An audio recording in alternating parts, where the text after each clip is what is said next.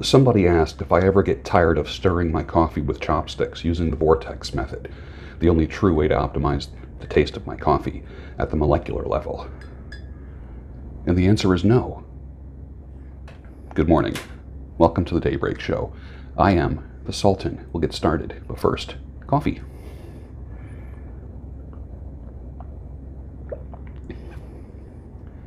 Nice. Ethiopian.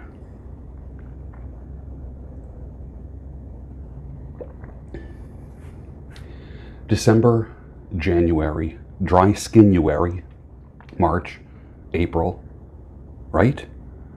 February, the month that I call dry skinuary, the worst month for dry skin, dry hair, dry beard.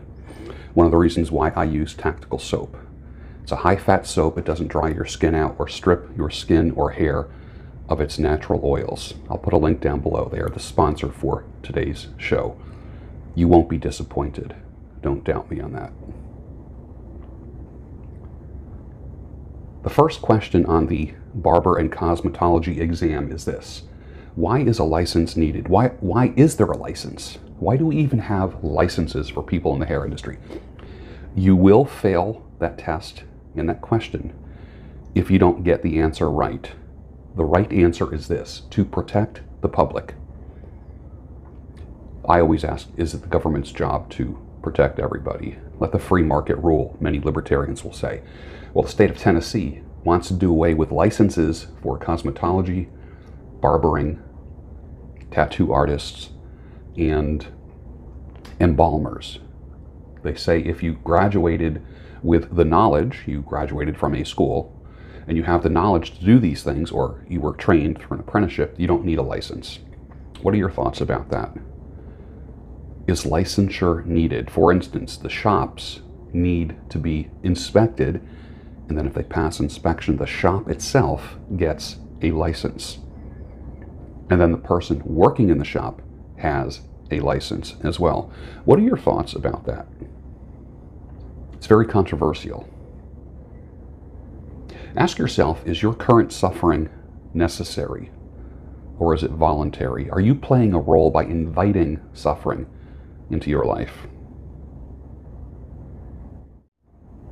Men, especially Christian men, I have a little word for you. It's better to be slapped with the truth than to be kissed with a lie.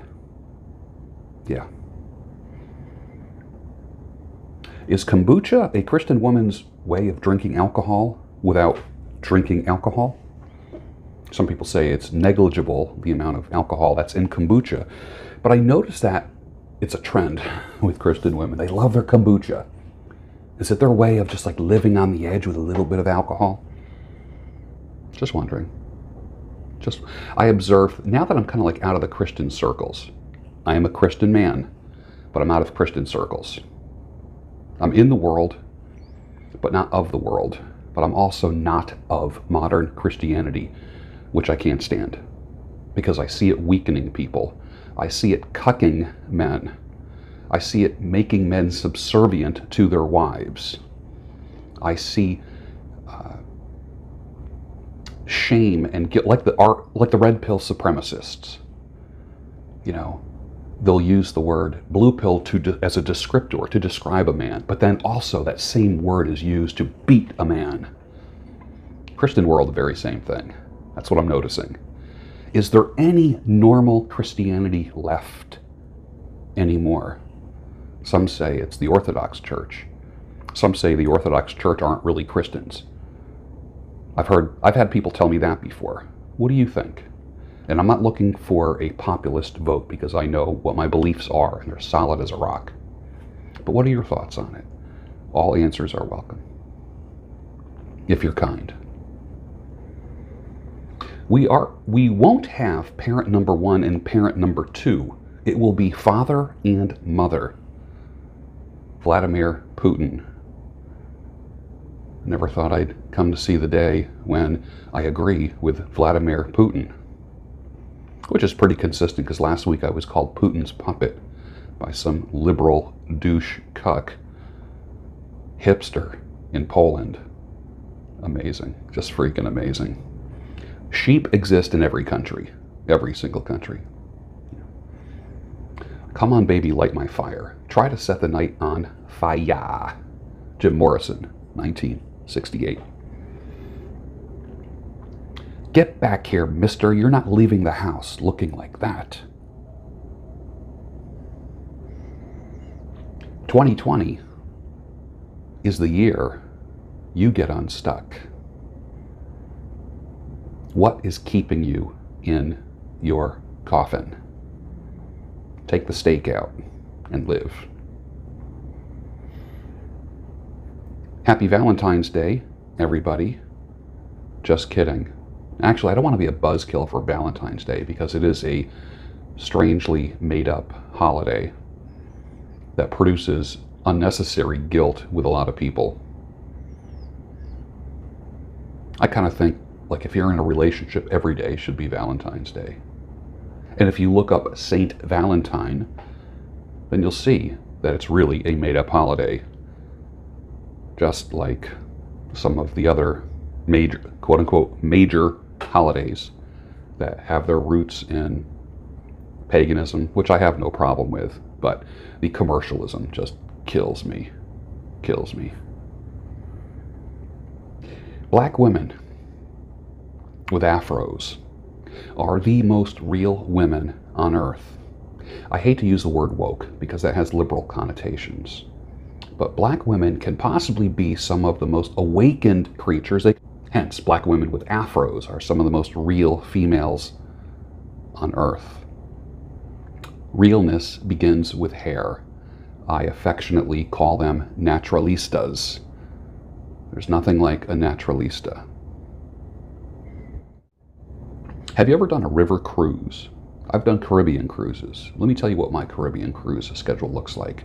I wake up in the morning, I go and get coffee, bring it back to the room. I don't like room coffee in hotels or on cruises.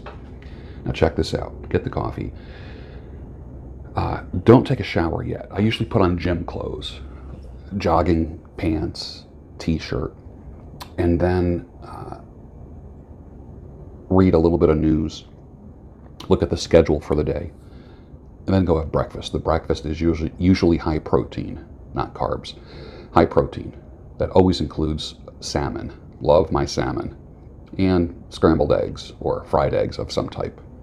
After breakfast, I go to the gym, pump iron. And then after that, I do laps around the deck, the outer deck. One of the decks, usually on cruise ships, is made for walking. And you can tell who all the healthy people are because they're all walking. After that, go back to the room. Might take a shower, I'm not sure. And then I look at classes. Many times there's art history classes, there's tango classes, dance classes, tours of the ship, of the kitchen, there's cooking classes. I even took a towel folding and a napkin folding class, which was just fun. Some people think it sounds gay, but I had a blast doing it. And I remember when I would have my kids on the weekends, I would fold their towels, cruise ship style. So when they came to my house, they each had towels that looked like a monkey or a bird or an elephant or something like that. And it was always kind of a fun thing to do. And I actually got a couple books on how to fold towels and napkins the way the cruise ships do. And it was fun, a lot of fun. And for a single dad, they always looked forward to what the new towel or napkin creation was. That was fun. And then lunch, usually buffet lunch, obviously. Then in the afternoon, a couple hours in the sunshine, where I'm reading a novel of some type. No more than a couple hours. I don't like burning in the sun. I like just getting a nice little bit of color, which I already have, but a little bit darker. And then in the afternoon, I go back, take a shower, take a nap, maybe make love, and then get ready for dinner. And then I like the kind of cruises where men have to wear a jacket to dinner. So I always have a microfiber sport coat with me, a navy blue blazer that I wear with khakis, and then maybe like a polo shirt underneath. Very casual, but the jacket. I like the cruises that have the planned dinners, the set times, not this casual cargo shorts and Hawaiian shirt dinner. I like something a little more formal. And before dinner, I might stop at a lounge and have a cocktail and meet other people and so forth. And obviously, I was coupled up when I was doing that, so you're not doing this by yourself. Then you have your nice dinner, your coffee, and then after dinner, they always have shows on the ships. So you're going to a acrobat show, a movie, a comedian, a singer, ice skating. Just, they're always interesting, like Vegas style shows. And then after that, it's either a cocktail in the lounge, or I always like this, on the deck of the balcony deck of the stateroom. I always enjoy sitting and having a glass of creme de menthe or port wine, just a little bit. And then if you are still awake enough, make love with your sweetheart and have a great night's sleep. And then the next day you might have an excursion on an island or a beach. I'm not a trinket gathering person, so I'm not a person who gets souvenirs. I don't like souvenirs. I like experiences. The souvenirs are up here. And the pictures of cruises. Those are Caribbean cruises that I like. But have you ever done a river cruise? Interesting, right? A river cruise, either in Europe or in the United States. Let me know down below if you have. I'd like to see what your answer is and what you think of river cruises. Kyle Trouble on Twitter says, if she's not willing to take your last name, learn how to cook your favorite meals and do what you want in the bedroom. That's funny. Then you don't dare commit to a lifetime with her. Why should you? I get that. Those are very strong words, but I kind of get that. Coffee with cream and sugar means two different things at McDonald's and Dunkin' Donuts. Dunkin' Donuts has fantastic coffee. I've never been let down. But one of the secrets to their coffee is the cream and sugar. Let's get real. Having their coffee is like having dessert. It's amazing.